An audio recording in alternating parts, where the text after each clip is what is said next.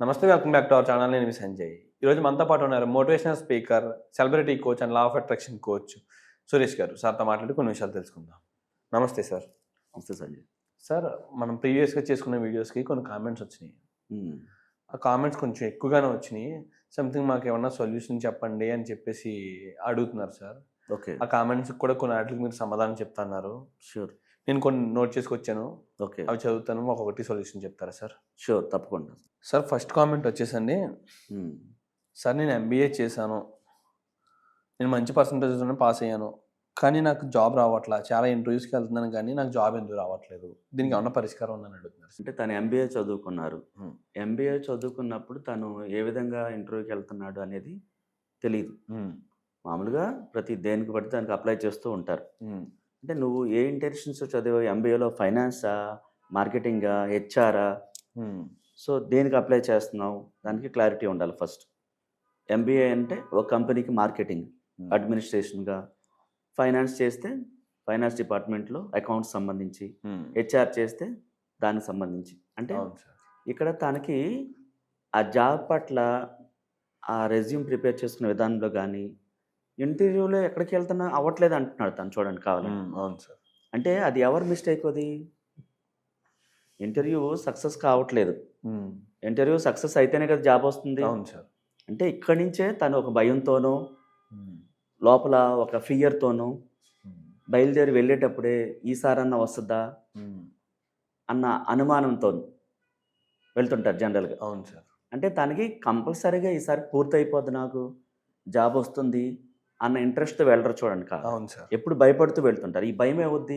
ఫెయిల్యూర్కి దారిని తీస్తుంది ఎప్పుడు కూడా. సో ఆ విధంగా తనకు అవుతున్నప్పుడు త్రూ లా ఆఫ్ అట్రాక్షన్ ద్వారా ఎలా కోరుకోవాలంటే, యూనివర్స్ అనుగ్రహం ద్వారా ఈ ప్రాపంచిక శక్తులు, ప్రకృతి, ఆ జాబ్ ఇచ్చే ఓనరు, వీళ్ళంతా మనకు సహకరించాలంటే గ్రాటిట్యూడ్ కలిగి ఉండాలి. అంటే కృతజ్ఞత భావాన్ని కలిగి ఉండాలి. నీకు అది రావాలంటే దాన్ని ప్రేమించాలి. దానికి ఏవైతే అడ్డుపడుతున్నాయో వాటన్నిటికీ ఒపోనొపోనో చెప్పుకోవాలి. లా ఆఫ్ అట్రాక్షన్ ఏం చేస్తుందంటే, నీకు ఆటంకంగా మారిన వీటి నుంచి బయటపడాలంటే దానికి హోపోనోపోనో ప్రేయర్ చెప్పుకోవాలి. Okay sir. అంటే ఎందుకు అడ్డుపడుతున్నాయి, ఆ వ్యక్తి ఎందుకు టెన్షన్ పడుతున్నాడు, ఎందుకు అందులో సక్సెస్ అవ్వలేకపోతున్నాడు ఇంటర్వ్యూలో, మరి ఆ బాస్ మెచ్చుకునేలాగా ఆన్సర్ చేస్తున్నాడా? లేదు, ప్రతిసారి ఫెయిల్ అవుతున్నాడు.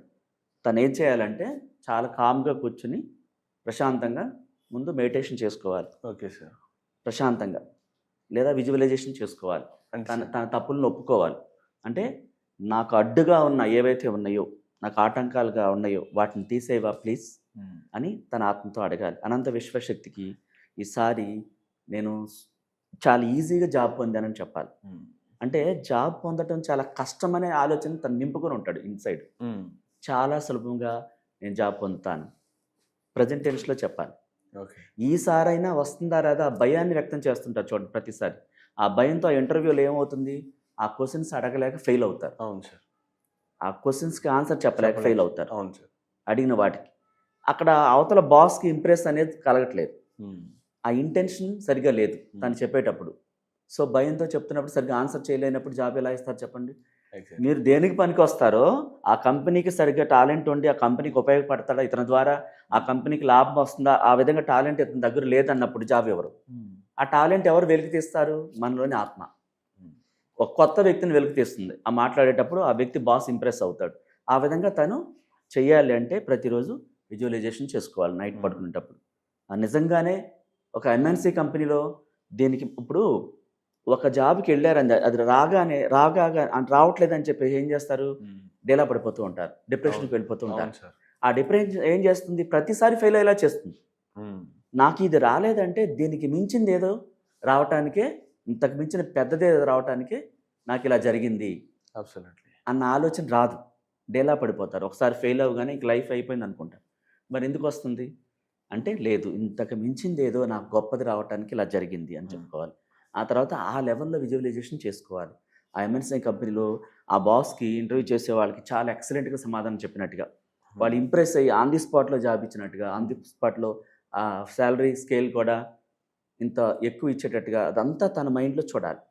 చూస్తూ పోను చెప్పుకుంటూ ఫస్ట్ ఆ ఇంటర్వ్యూకి వెళ్ళే అంతవరకు కూడా నేను ఏదైనా పొరపాట్లు చేస్తున్నట్లయితే తెలిసి తెలియక ఎవరి పట్ల అయినా నేను మిస్టేక్స్ చేస్తున్నట్లయితే క్షమాపణలు చెప్తున్నాను. ఈ పంచభూతాలకి, ప్రకృతికి, నాకు జాబ్ ఇచ్చే యాజమాన్యానికి, ఆ కంపెనీకి, నాకు అడ్డుగా ఉన్న ప్రతిదానికి అని చెప్పేసి చెప్పుకోవాలి. I'm sorry, please forgive me, and sir thank you, I love you. Exactly sir. And అంతేకాకుండా సంథింగ్ ఏమన్నా మనం మన పాకెట్లో కానీ అంటే సంథింగ్ ఇంటర్వ్యూకి వెళ్ళే ముందు ఏమన్నా చేయాల్సిన రిచువల్స్ కానీ ఏమన్నా పద్ధతులు ఉన్నాయంటారా? వాస్తవంగా ఏంటంటే మనకి మైండ్ సరిగ్గా కావాలి అంటే ఈ నెగిటివ్ ఆరా ఉంటుంది. దానికి కళ్ళుపుతో, సముద్రపు కళ్ళుపుతో ఒకసారి వాళ్ళ మదర్ చేత ఎవరితో దిష్టి తీపిచ్చేసుకుని పడేయించాలి. చల్లటి వాటితో కడుక్కుని ఫేస్ కూర్చొని కొద్దిసేపు ప్రశాంతంగా కూర్చొని పాజిటివ్గా ఆలోచించి థ్యాంక్ యూ చెప్తే విశ్వానికి, అనంత విశ్వశక్తి నా కోసం ఈ ప్రపంచాన్ని, మనుషుల్ని, కంపెనీని, నాకు ఇచ్చే యాజమాన్యాన్ని అందరినీ చైతన్యపరిచి నా కోసం మిరాకిల్ చేస్తుంది, థ్యాంక్ యూ యూనివర్స్ అని చెప్పుకుని వెళ్ళాలి. అక్కడికి వెళ్ళేంత వరకు హోపోనోపోనో ప్రేయర్ చెప్పుకుంటూ వెళ్ళాలి. I'm sorry, please forgive me, thank you, I love you అని మనసులో ఇన్సైడ్ అనుకుంటూ అక్కడ రీచ్ అయ్యేంత వరకు ఆ ఇంటర్వ్యూలోకి అడిగి పెట్టేదాకా చెప్తూనే ఉండాలి. ఎందుకు మైండ్ డైవర్ట్ కాదు. ఓకే. ఈ హోపోనోపోనో అంటే ఏంటంటే శుద్ధి చేయడం, క్షమించబడటం.